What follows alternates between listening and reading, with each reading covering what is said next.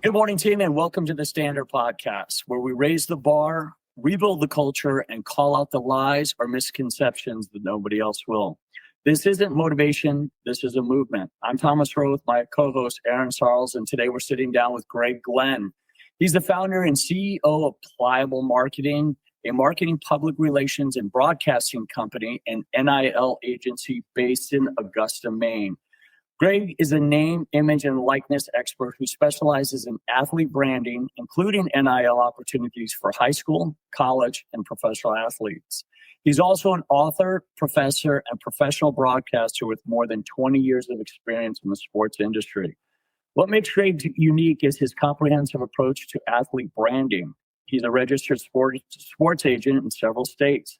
The only NIL agent in the country who has received his accreditation and public relations to the Public Relations Society of America and has NIL certifications from the Front Office Sports, Sports Management Worldwide, and CleanKonnect.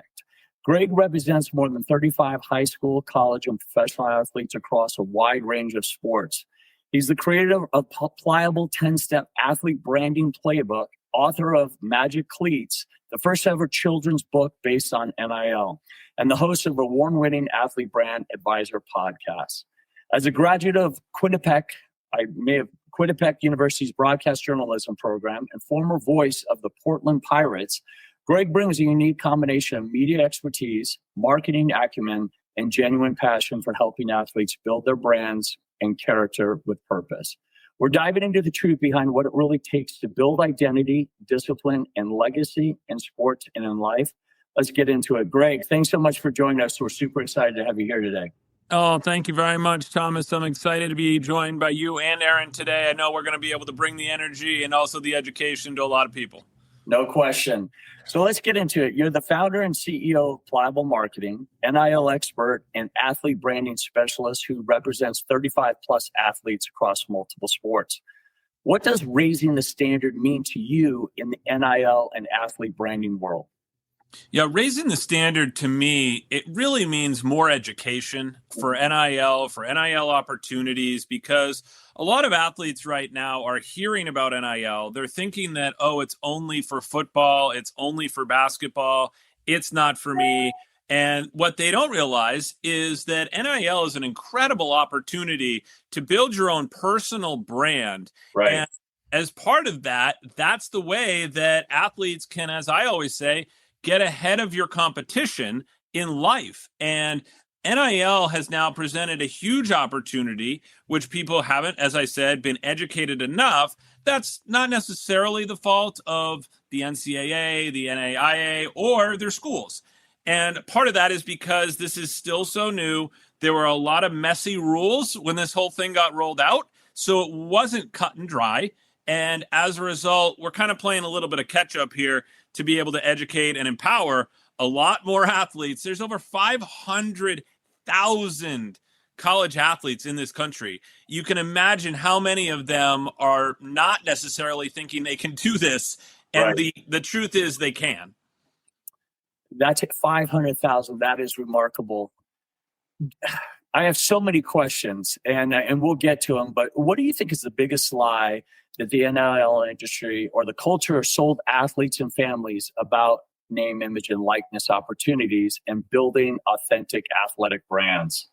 Yeah, I think there's two separate parts to that. I think one of the biggest lies is that you're going to make millions, Right. or you're going to get rich, like with your NIL. And quite honestly, as we know, only 2% will go on to play professional sports. Right. So will those athletes get rich off of NIL? Absolutely, because they are the elite of the elite and they are very marketable. And so they will. Now, there's the other part of this, which is, again, there's now 98% of other athletes that will not go pro. So why would you not get ahead of your competition, start building your personal brand, and then become much more knowledgeable in marketing, finance, sports management? It can be a long list of things. I even work with athletes who are in the health sciences, and they end up partnering with brands that are helping them in the health and wellness industry. Wow. So they can learn about the newest products that are available and the latest recovery. And it's just fascinating to see when you really apply yourself as far as building your athlete brand. It's not about making a logo and then selling merchandise. Yes, there are kids doing that, but there is so much more to building your athlete brand. And that's why I love helping high school, college, and eventually pro athletes and even retired athletes, because that's actually when you need your brand the most. Right. It's like, you're done. Now, who are you? What are you? And what do you stand for? And that's where I can really play a huge role in helping athletes as well. Well, so there is an opportunity for retired athletes to cash in on NIL? Yeah. So what I look at is the fact that you become an athlete to whatever extent. And it could be pro. It may even not be pro, to be honest. If you've built your athlete brand at the college level to such a way where Emma Eubank stands out to me, amazing pliable athlete. She played softball at Ball State University. Admittedly, I didn't even know where Ball State was. I had never heard of Ball State, their softball program, but I was willing to meet with her and her other teammate, Hannah Dukeman, who were both pliable athletes. And they became the first athletes in the country to design their own cleats to raise awareness and funds for childhood cancer. Awesome.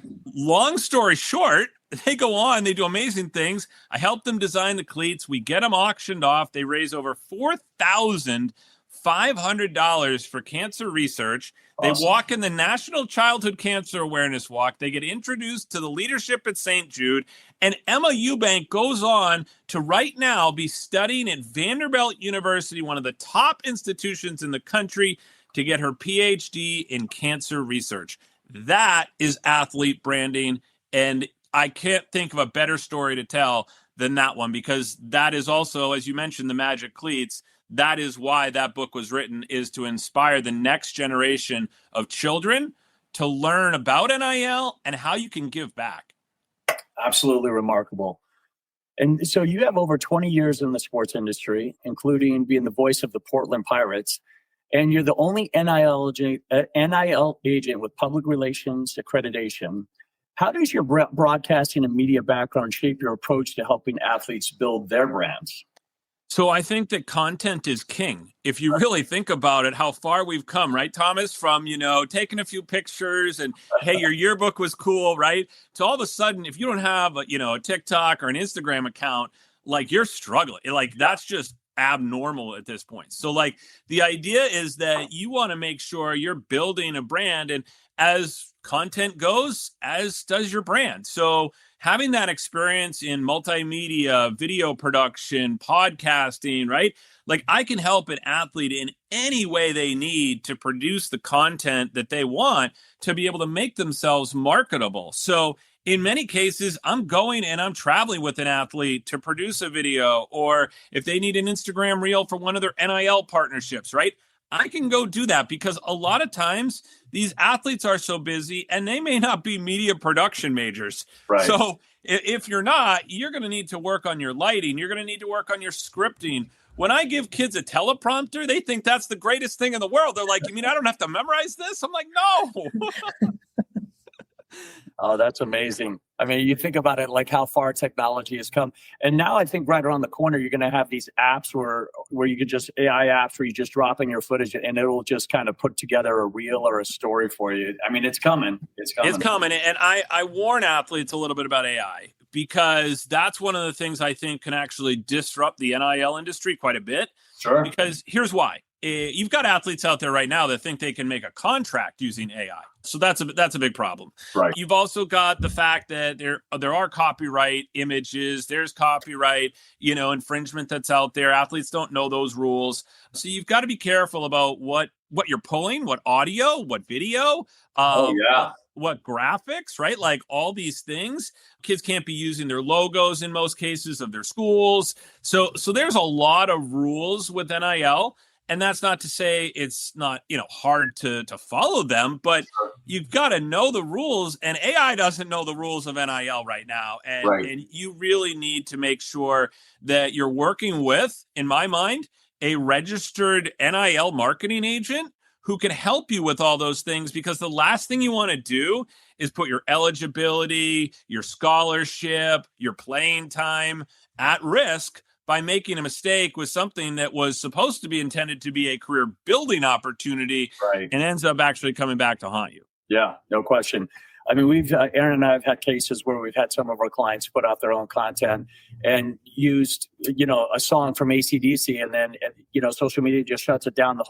Their whole post is silent because the social media platform caught on that they didn't have rights to use that, and then game over. So they had to strip it down and start over. Yeah, I'll actually throw in there, because this is very detailed, but it's along those same lines, and I feel like I would be doing a disservice if I didn't mention this, is that there's also Federal Trade Commission rules that require athletes, or any influencer, quite honestly, to disclose that the absolute post you're just about ready to make or are making is actually a paid partnership. And the reason they do that is because they don't want unauthentic content out there with people just making ads and getting paid for them, and there being no back trail on why is that person making that post. Is that an endorsement? Is that a true endorsement? Is that an ad? Because they're getting basically paid to say that, potentially.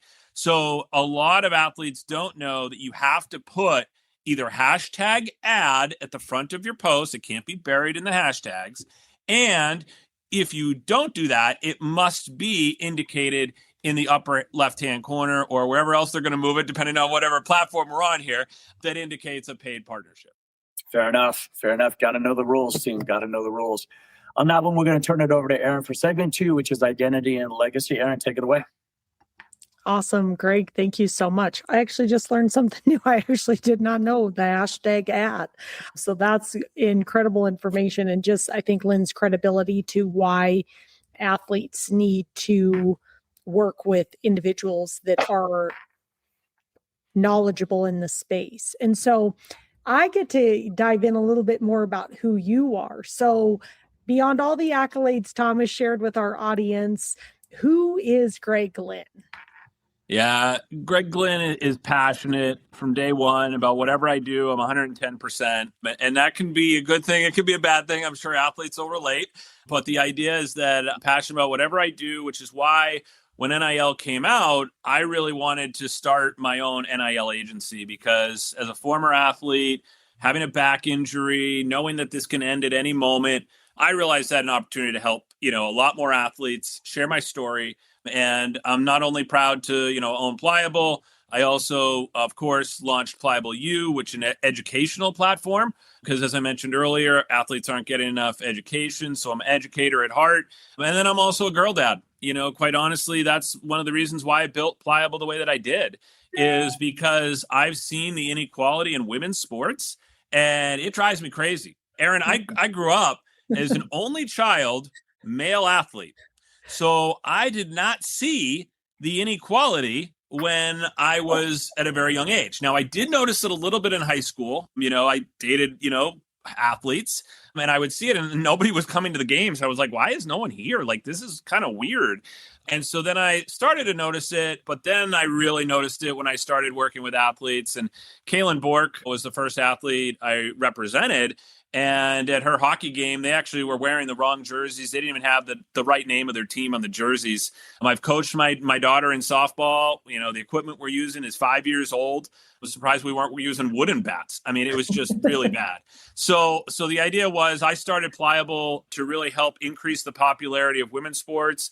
That's why I have Mission E50, which is why I will always represent more than 50% female athletes. And that's because of my daughter. And I'm very proud of, who she's become. And, right now she's 14 years old and she's starting to get into this influencer space. And, I'm just so proud of her. But I also know the athletes that she's going to have, her role models, are just off the charts. That's awesome. I love that. Yeah, I'm a girl mom and I'm a boy mom. I have two, but yeah, I definitely see it in the space with my daughter, and it's fun to watch. I think there is a shift that's coming slowly but surely. I mean, men's sports will always have that appeal, but being a softball mom, I absolutely love it, and it's fun to watch, and it's fun to see the girl down in Texas get that nice big deal from Absolutely. Nike. Yep. So we need more of that. And these girls are being rewarded based off their performance and not potential. And I like that too in the women's space, is they actually perform and then are being rewarded. And I think that says a lot about those young women. So yeah. I love that. And as just to throw another fun fact at you here is that as we sit here early 2026, women's sports revenue is intended to increase by 24%. And we've come a long way. I mean, obviously in the last 5 years, we've had substantial growth, but they're even saying another 24%. And one of the reasons why I feel that is, Aaron, is because now money's starting to come into women's sports. You have to have money in the sports to be able to grow it. And now they do. I mean, look at these contracts now with, women's soccer leagues, right? The WNBA, the structure of the PWHL is set up for success as well. So it's really exciting to see. And by the way, watch out for flag football. It's going to be a pretty big thing. That's going to be huge. And I love the new softball league that Yes. MLB sponsor. So seeing those girls get their golden ticket, I think it launched last year. It's really fun to watch and see. So congrats to all of them. It's an exciting time for women's sports, which I think is amazing. Absolutely. So with that, you created the Pliable 10-step athlete branding playbook and work with athletes from high school to professional level. What does legacy beyond NIL deals and brand partnerships mean to you, and how do you help your athletes build that? Yeah. So to me, it means, did you leave this world a better place than you found it at the end of the day? And I really believe that athletes have a tremendous opportunity to do that because of the platform that they have as athletes, as role models. There's nothing more, honestly, that I would love to go do than a community appearance and have, young athletes come up to Pliable athletes and realize that this is an amazing human being. And yes, there are pro athletes on TV and, you hear stories about that all the time, but let's actually let these athletes tell their stories. And it would be amazing to see how many more positive role models we have in this, world and what they're going to be able to do with it. And, I mentioned Emma Eubank earlier, but there's just so many more stories. A lot of these athletes want to help cure childhood cancer because that's who they are. A lot of athletes are very passionate about mental health. So there's another one, right? That, just continues to, in some ways, hurt athletes, and they don't even know it because they're not addressing their mental health. My work with Dr. Janjigian, who is a phenomenal mental performance and health coach. And I'm just so proud to be able to offer athletes an NIL partnership with her so they can actually address some of these mental health things or be aware of them so that then they can be stronger people. That's awesome. We've had her on our podcast as well. She's amazing. Brilliant mind. And I love it. So you were I want you you're going to, I think, give me more backstory on this athlete. So you represent athletes like those who created the Cure Cancer Cleats to raise awareness for childhood cancer research. What separates athletes who use their platform for purpose from those who chase deals? And what's the character piece that drives authentic branding? Yeah, so I think that's a big question. And I love this because I always present to the athlete, whether it's a Zoom call or in person, whether I'm going to represent them or not. So I am always vetting them. Pliable has an application process. So I need to know at the end of the day, do you care more about the impact you have or the money you're going to make? And that to me is a big question mark, because if you care more about the impact you're going to make, then I know that we're probably on the same wavelength here. Now, can money come along with that? Absolutely. I certainly have athletes who are making substantial money using their NIL. But having worked in pro sports, I understand that there are also athletes out there that want to make money. They want to make as much bank as they can. And that's a different kind of athlete in my mind. And so I'm here to look for the person that's going to make an impact in their community, understands long-term value of their career. This isn't a get-rich-quick scheme. This is build your brand. And I always kind of use this example for some of the athletes that might not be in marketing. But think about it this way. If Coca-Cola stopped branding themselves and stopped running commercials, what would Coca-Cola be? So they're always thinking about their brand. They're always running ads. They're always running new products, new promotions. And when you kind of put that in their language, you realize that how many times has Coke had to evolve or change their brand? And that's a good way to help athletes understand that, branding never stops. At the end of the day, that's why this lasts from, I can even argue very early on that you can be branded, and it can be even some of the work that you guys do. You're a 6-year-old and you have a temper tantrum at a T-ball game. That's going to hurt your brand right out of the gate, so like you got to be careful how early this can start. And the other thing is, as we said before, this is about during and after your career, because when your career is over as an athlete, that doesn't define you. And so many athletes don't understand that, because you could be doing public speaking engagements. You could continue to build your brand. If you're not mentioning that you're an athlete when you do a job interview, you're doing yourself a disservice, because you're hardworking, you're reliable, you're dependable. And it's hard to get that these days with an employee. So by being an athlete, you have your own personal brand, and it's a lot better in many cases than just someone's average personal brand, because you've worked so hard for it. Yeah, that's a great point. I think that, you're building your brand all the time. And all the time. And you're evolving it. And I will tell you, Aaron, one of the things I enjoy the most is when I go to a game and I'm recruiting an athlete. Yes, I can see you score, 25 points, 4 goals, whatever sport it is, whatever you're playing. But to me, the moment that I actually zone in and I lock in on is when they come and they meet their parents. And do they hug them? Are they upset? Do they throw the bag down? You're like, what are we talking about here? And in that 2 or 3 minutes, that's how I know this person's either a pliable athlete or not. You imagine you have kids coming up to you, right? Like young kids that look up to that athlete, and it could be a high school game. Honestly, it could be a college game. It could be a pro sports game, whatever it is. What does that 2 minutes look like? Because that'll tell you a lot about an athlete. That's such a good point. And the work that in the foundational stuff that we really focus on is that. You know. Yep. So what is one truth you wish every athlete, parent, and coach understood about NIL that that they're not hearing, that most people aren't sharing with them? Yeah. So let me dive into this, because this is, it hurts me as a former athlete to hear this. So I'm going to say this and then I'll break it down. Is that a lot of these colleges right now are telling the athletes coming out of high school, we'll handle your NIL, right? They're going to say, they come on campus during their recruiting. They might ask, a family might ask, what about NIL here? What is the NIL culture like? Or how much money can my, athlete make? It depends on how you ask the question. But the point is that these schools will say, we'll handle all your NIL. We've got a marketplace. We've got a content studio in some cases, whatever it may be. Okay. Problem is that they get on campus, they go to the 1-hour seminar that is NIL. It's probably going to have some sexual harassment in it. It's a compliance thing. There's boring paperwork to fill out. The last thing you're really laser honed in on is your NIL at that point. You're probably ready to go to the next orientation thing that you've got to go do. Okay. So what happens is a lot of these schools work with multimedia rights holders, which are also playing a role in getting potential deals for athletes. But the schools also work with a marketplace provider. So this could be Open Doors, Icon Source. There's several of them, okay?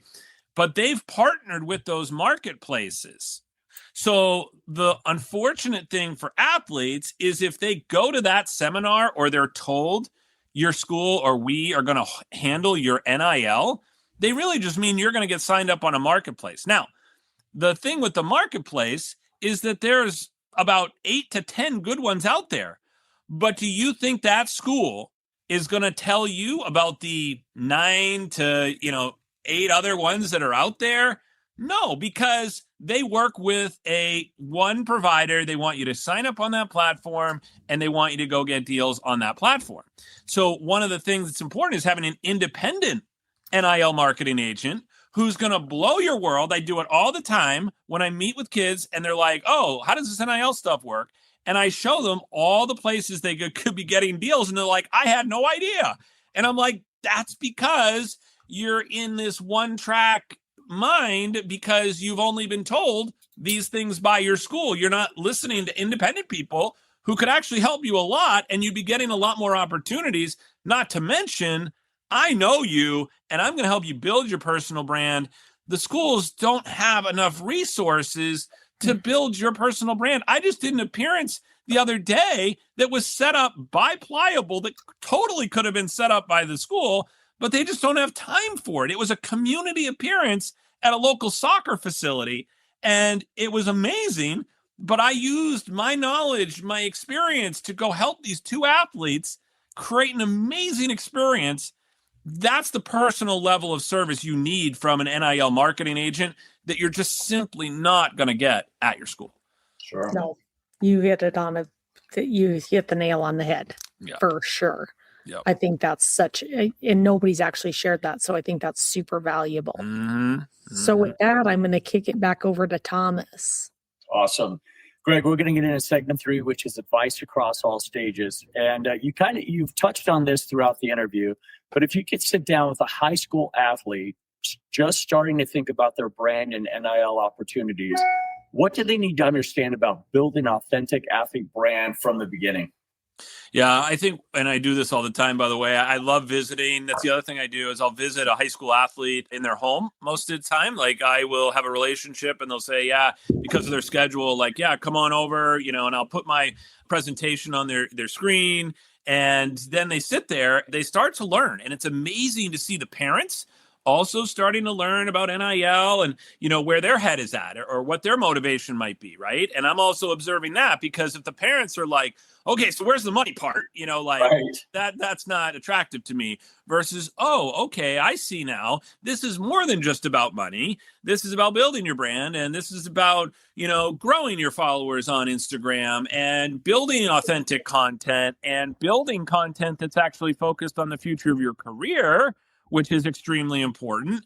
And so many athletes, even in high school, they don't know about LinkedIn. The parents know about LinkedIn, and then they're like, oh, okay, I could see how my athlete could start to build their network, start to understand that, social media is more than, pictures of food and pictures with your friends and your tongues hanging out, which by the way, drives me crazy. So if you're an athlete and you're sticking your tongue out in your photos, it's not a good look, and brands probably aren't going to want to work with you either. So just a heads up.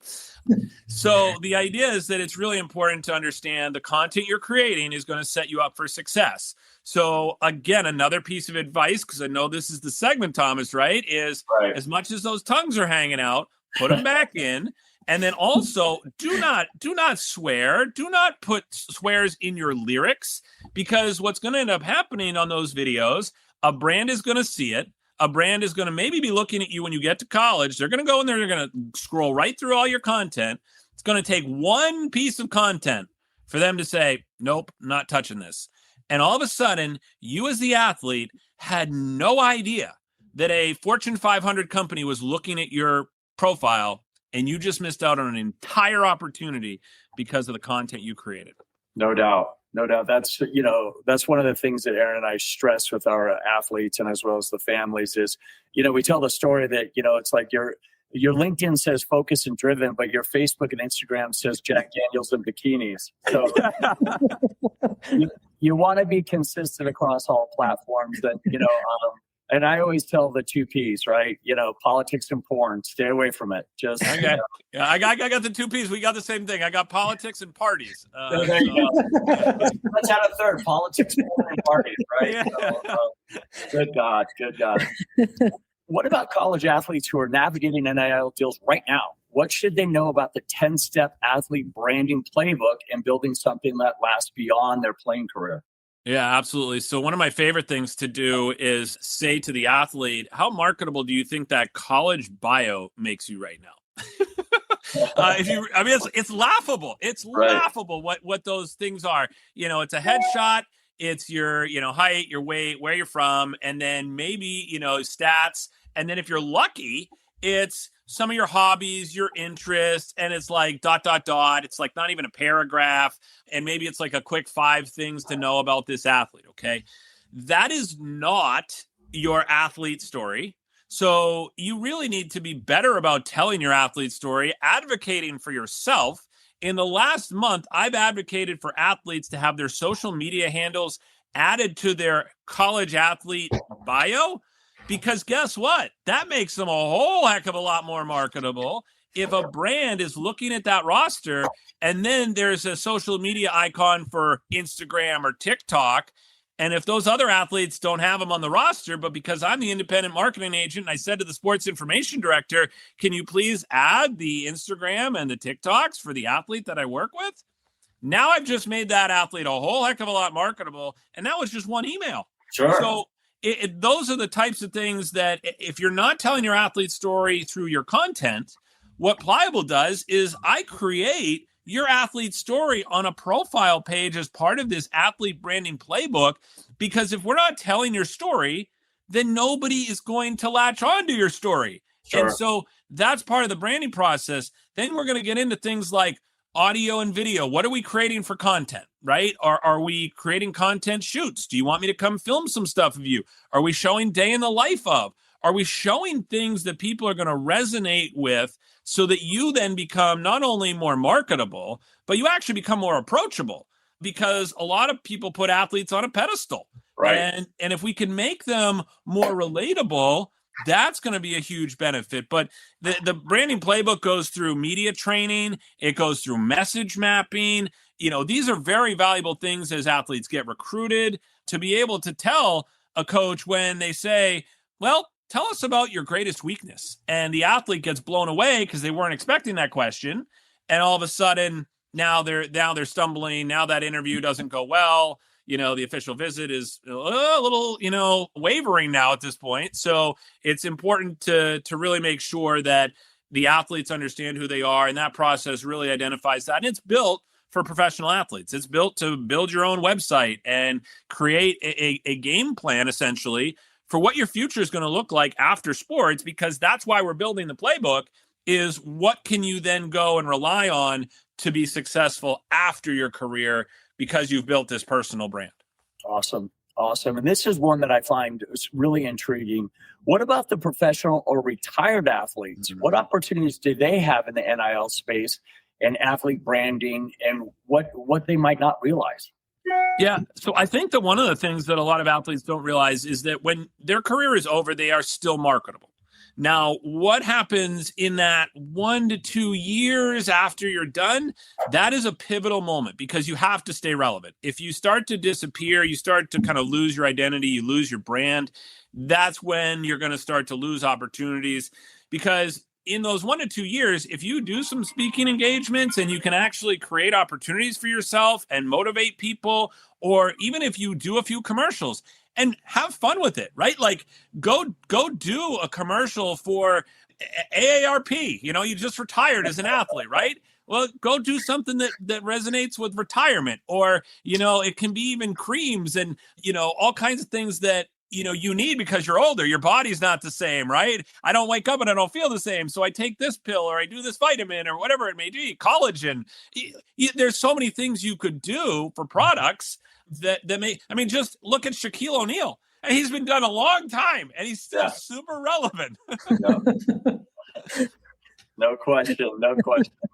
With that, let's kick it back to Erin. Erin, you're going to go into. She's going to take the segment forward, which is rapid fire round. Erin, it's all yours.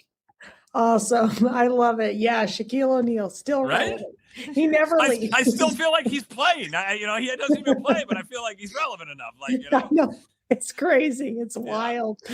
Okay, this is a fun little section. So I'm going to start a sentence and you're just going to finish it for me, Greg. Okay. Discipline equals success. Leadership equals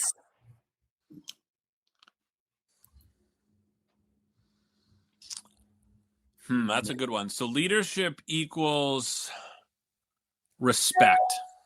Ooh, I like that. Faith equals opportunities and optimism. Ooh, legacy equals long-term sustainable success. Ooh. And what is one thing you would never compromise on? Passion. I love it. And you can feel it in this interview. I love it. I do. And if you could put a billboard out there for all athletes about branding and NIL, what would your message on that billboard be? What are you doing to build your brand? Ooh. Question mark, just straight up. I love it. Ponder that, kids. That's a good one.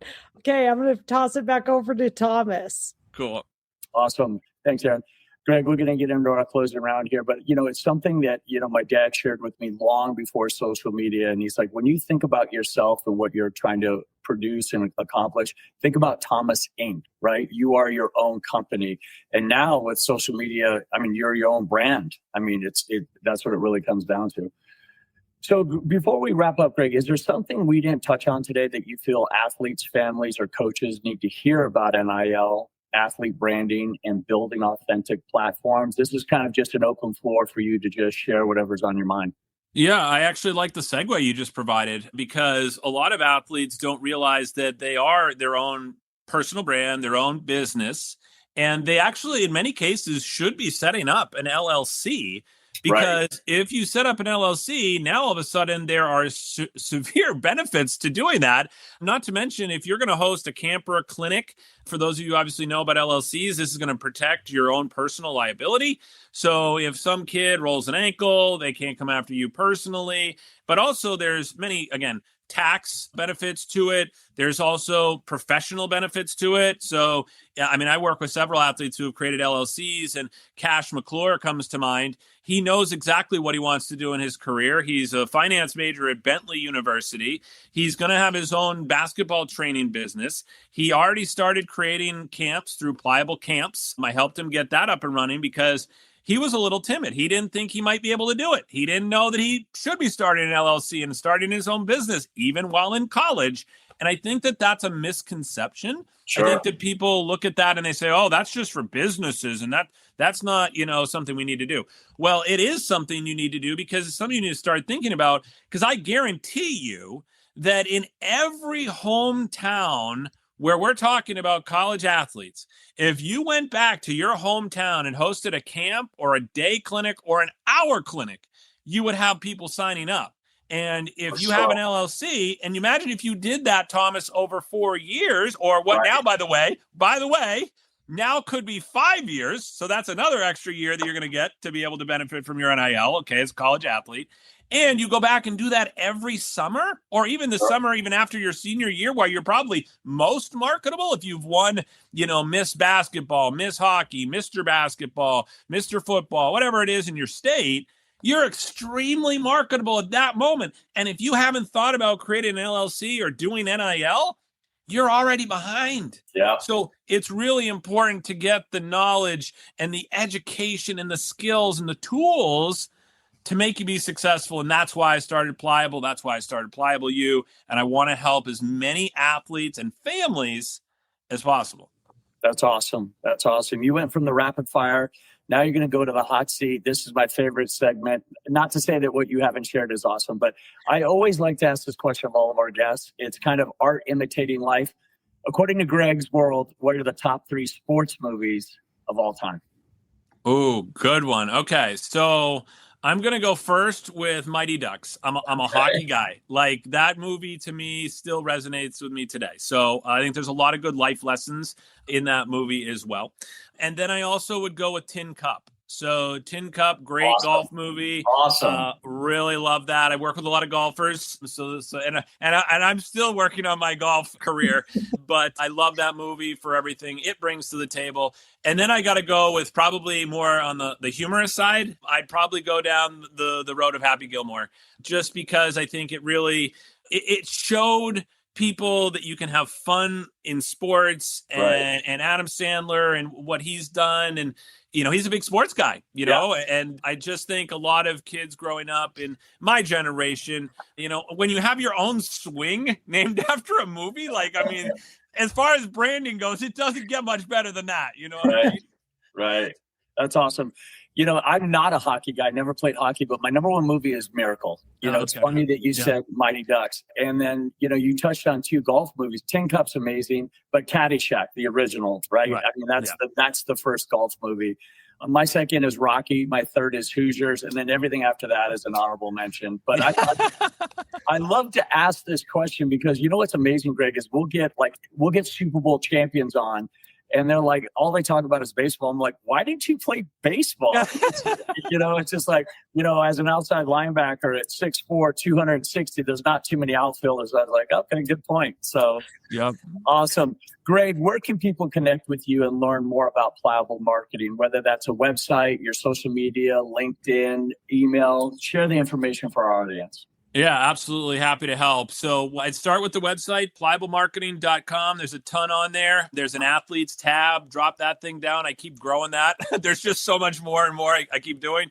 So I definitely check out that. Then I also, of course, have pliableu.com. Pliableu.com is the educational hub that I've created for short form content and classes. So if you're looking to learn more and you just want to kind of dive in, you're curious, a great place to do that. It's also going to eventually have tons of videos for athletes who are doing NIL so they can learn everything from how to do an autograph session to all the platforms that you don't know about. And then also, taking a look at pliablecamps.com. If you're interested in hosting your own camp, that's a great resource. It'll give you packages on how you can do that. And then obviously social media, right? It's got to be there. So at Pliable, PLIABLEMKTG. And that's on Instagram as well as TikTok. Also have LinkedIn for Pliable. You find me there. Also at Greg Glynn on LinkedIn. I mentioned that earlier. Build your brand, start building your network. Happy to connect. And then also, just taking a look at, Facebook obviously is out there as well. But there's so much that athletes can be doing to build their network. And like I said, connect with me. Love to help. I do free athlete consultations to be able to help athletes. Because at the end of the day, as I like to say, is I can't represent everybody, but I can help anybody. That's awesome. Well, team, the barrier to entry to get a hold of Greg is low. He gave all that information. Aaron and I will drop that in the show notes as well. Greg, thank you for helping athletes build authentic brands and use their platforms for purpose. Team, if this conversation hit you, do two things for us. One, share the episode with someone who needs to hear it. An athlete building their brand, a parent navigating NIL opportunities, or a coach helping athletes understand their platform. And two, visit pliablemarketing.com and check out Greg's 10-step athlete branding playbook, the Athlete Brand Advisor podcast, the Magic Cleats book. And if you need NIL guidance or want to learn more about the authentic athlete branding, Greg brings his experience and character-driven approach that you'll need. And if you're an athlete, parent, or coach ready to raise the standard, check Aaron and I out at blueprintbluechip.com. We help athletes build identity, discipline, and legacy that goes well beyond the game. And if this episode resonated with you, team, do us a favor, do us a solid and leave a 5-star review on Apple Podcasts or Spotify. It helps us reach more athletes, parents, and leaders who need to hear Greg's message. This is a standard podcast, and this movement only grows when we raise the standard together. Talent fades, but truth endures. Let's raise the bar, rebuild the culture, and become the standard. We'll see you next time, team. Greg, Aaron, thanks so much. Appreciate it. You guys have a great week. Thanks, Thomas. Thank you.